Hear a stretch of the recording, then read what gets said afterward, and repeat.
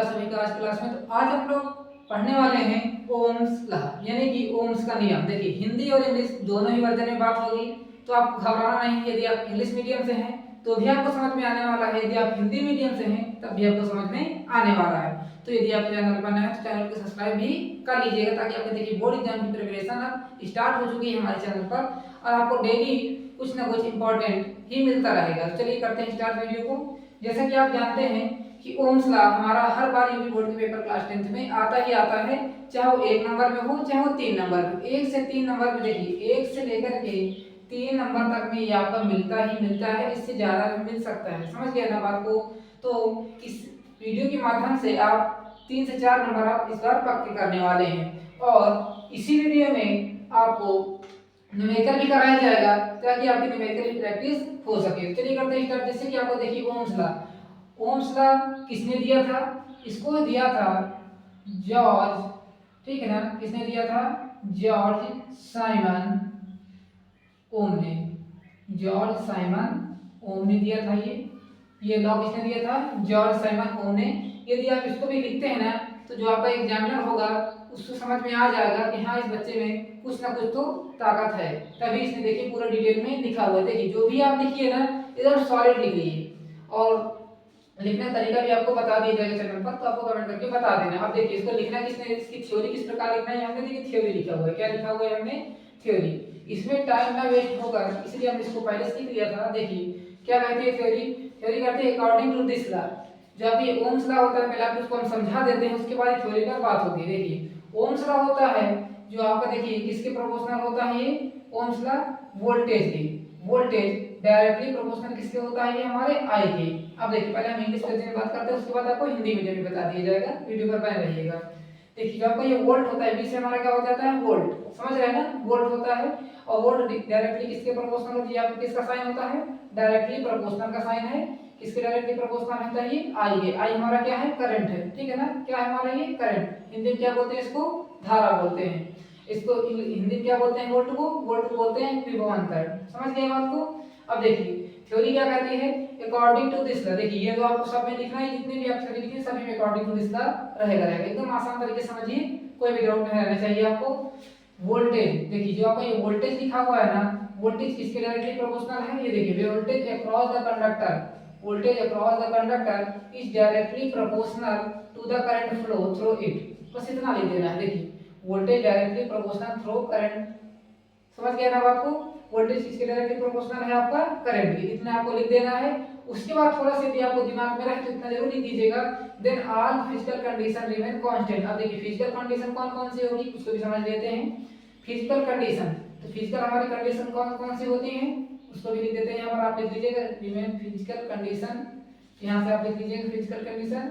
Temperature हो गया आपका, प्रेशर हो गया, वॉल्यूम हो गया, ये सारा क्या है आपका? Physical condition. Temperature, pressure, volume आपका रिमेन क्या हो जाएगा? कांस्टेंट रहेगा। इससे आपको कोई मतलब नहीं लेने वाला है इस ओम के नियम में।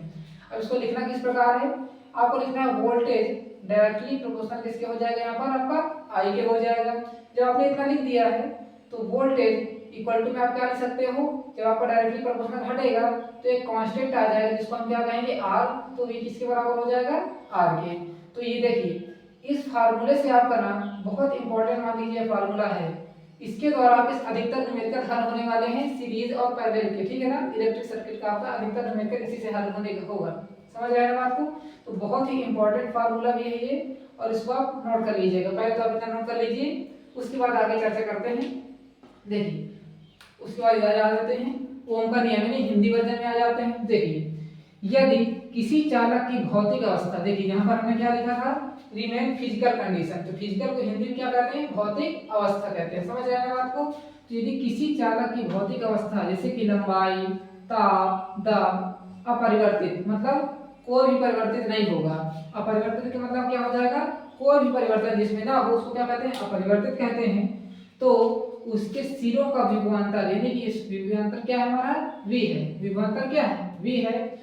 उसमें बहने वाली धारा, ये देखिए आ गया ना, उसमें बहने वाली धारा समानुपाती, समानुपाती का चिन्ह लगा है। ये देखिए जो आपको ये चिन्ह लगा हुआ है ना, किसका साइन है? ये समानुपाती का साइन है, ठीक है ना? यही बात इसमें भी होगी। अपरिवर्तित रहे तो उसके सिरों का विभवांतर उसमें बहने वाली धारा के समानुपाती रहेगा।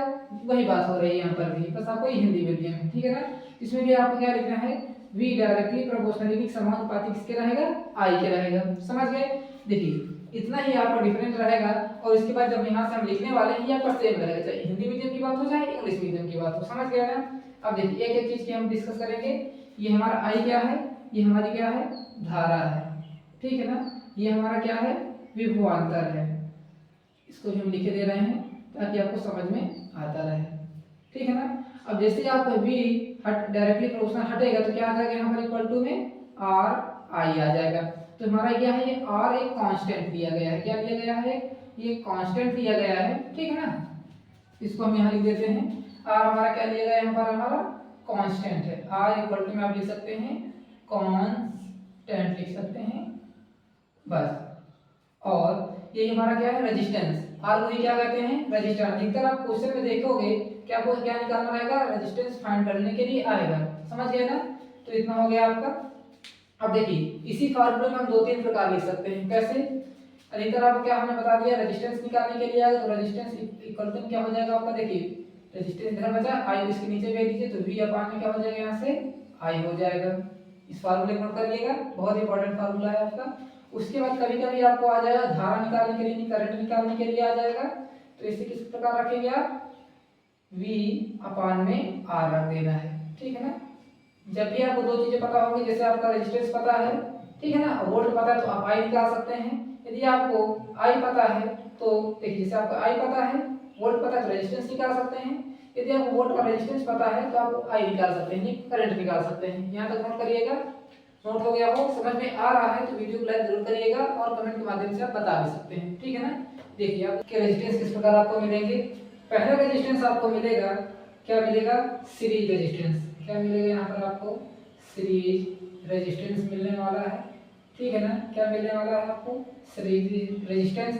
और ये किस प्रकार होगा, एग्जांपल के लिए समझिए। जैसा कि कोई पॉइंट होगा ए से लेकर के आपको यहाँ देखिए ऐसे एक रेजिस्टेंस लगा होगा, फिर कोई रेजिस्टेंस मान लीजिए ऐसे लगा हुआ है, फिर ऐसे जा रहा है बी तक जा रहा है। कोई पॉइंट हम दो ही रेजिस्टेंस ले लेते हैं। यहाँ मान लीजिए हमारा एक R1 हो जाएगा और एक R2 रेजिस्टेंस हो जाएगा। समझ रहे हैं ना। अभी देखिए हमने अभी एक पॉइंट नहीं याद आ रहा है उसको बताने के लिए वही बता देते हैं। जैसे कि आपको रेजिस्टेंस निकालना होगा, अभी आपने एक फार्मूला पढ़ा था ना, V इक्वल टू में RI, हमने आपको ये फार्मूला बताया था, ठीक है ना। इसमें हमने रेजिस्टेंस आपको बताया था क्या है आपका, ये R क्या है, रेजिस्टेंस है।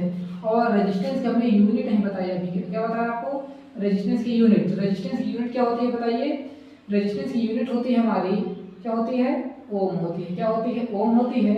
और यदि हम इसको डिनोट करेंगे, किससे करेंगे डिनोट, डिनोट हम किससे करते हैं, इसको डिनोट करते हैं हम इस प्रकार। समझ गए। तो ये भी आपको मोस्ट इंपॉर्टेंट है और पेपर में 1 से 2 नंबर में एमसीक्यू में आता ही आता है। समझ गया ना कि हमारी रेजिस्टेंस की यूनिट क्या है।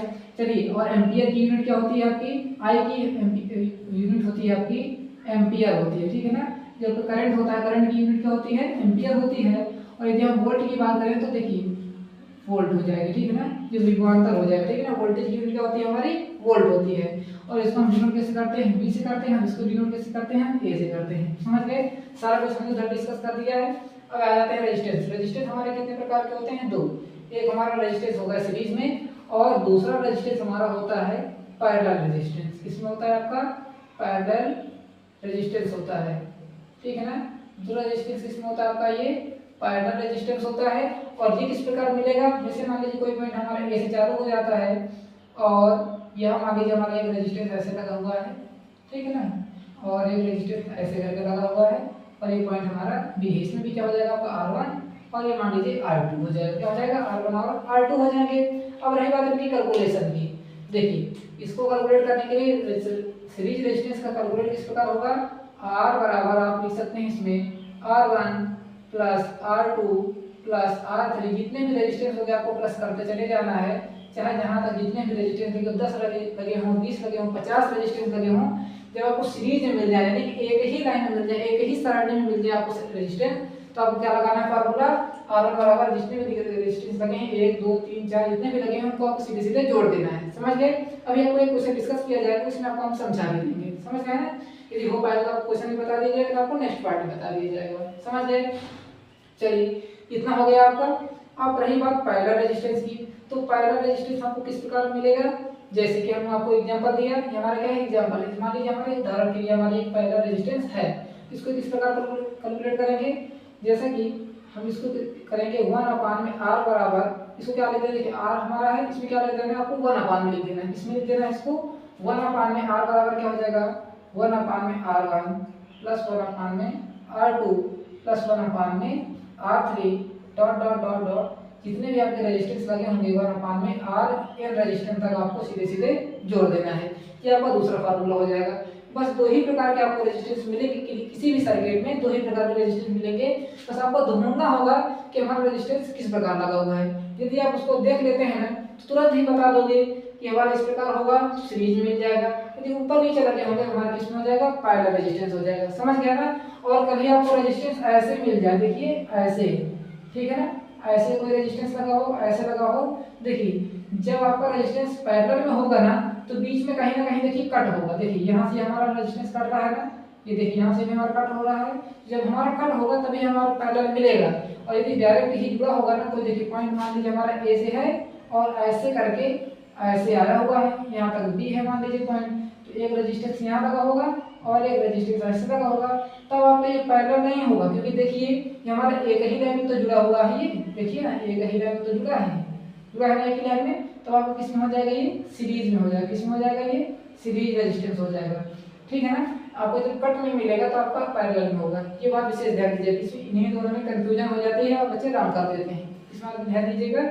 चलिए इसको नोट कर लीजिए।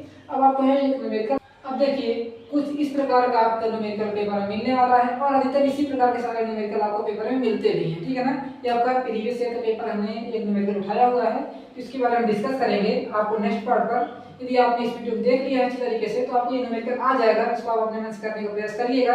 ना आए तो आपको इसी वीडियो पर लिंक डिस्क्रिप्शन में आपको मिल जाएगा। चलिए तब तक के लिए धन्यवाद, जय हिंद।